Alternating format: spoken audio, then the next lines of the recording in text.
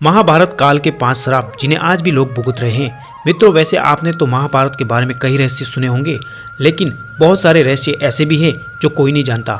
आज हम इस वीडियो के माध्यम से आपको बताएंगे महाभारत काल के 5 श्राप जिनको मनुष्य आज भी भुगत रहे हैं। पहला श्राप दिया गया था भगवान श्री कृष्ण द्वारा अश्वत्थामा को। महाभारत के अंतिम दिनों में जब सारे कौरव मारे जा चुके थे और अश्वत्थामा ने धोखे से सारे पांडव पुत्रों का वध कर दिया, तब पांडव उनका पीछा कर रहे थे। अचानक से अश्वत्थामा ने पांडवों को अपने सामने देखकर अश्वत्थामा ने ब्रह्मास्त्र का प्रहार किया। ये देखकर भगवान श्री कृष्ण ने अर्जुन को ब्रह्मास्त्र चलाने को कहा। अर्जुन ने तुरंत ही ब्रह्मास्त्र चला दिया, लेकिन महर्षि व्यास ने दोनों ही अस्त्रों को रोक लिया और जिसके पश्चात दोनों को आदेश दिया कि तुम दोनों मूर्ख हो, इन दोनों को ब्रह्मास्त्र के टकराने से समस्त सृष्टि का विनाश हो जाएगा।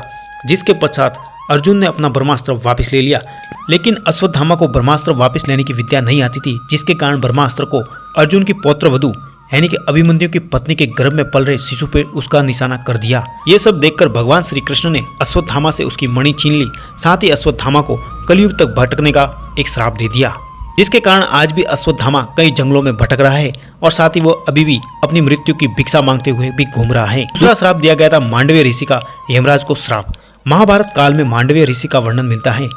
एक बार राजा ने भूलवश मांडव्य ऋषि को सूली पर चढ़ाने का सैनिकों को आदेश दे दिया, लेकिन बहुत समय हो जाने के बाद भी जब ऋषि के प्राण नहीं गए तो राजा को अपनी गलती का एहसास हुआ और ऋषि को सूली से नीचे उतार दिया और इसके साथ ही अपनी गलती के ऋषि से माफी भी मांगी। जिसके पश्चात ऋषि मांडव्य यमराज से मिलने गए और यमराज से जाकर इसका कारण पूछा कि मुझे इतनी बड़ी सजा क्यों दी गई।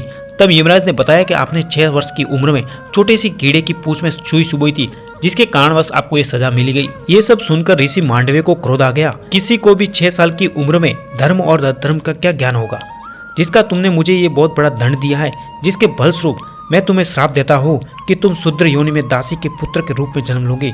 जिसके बाद यमराज का जन्म विदुर के रूप में धरती पर होता है।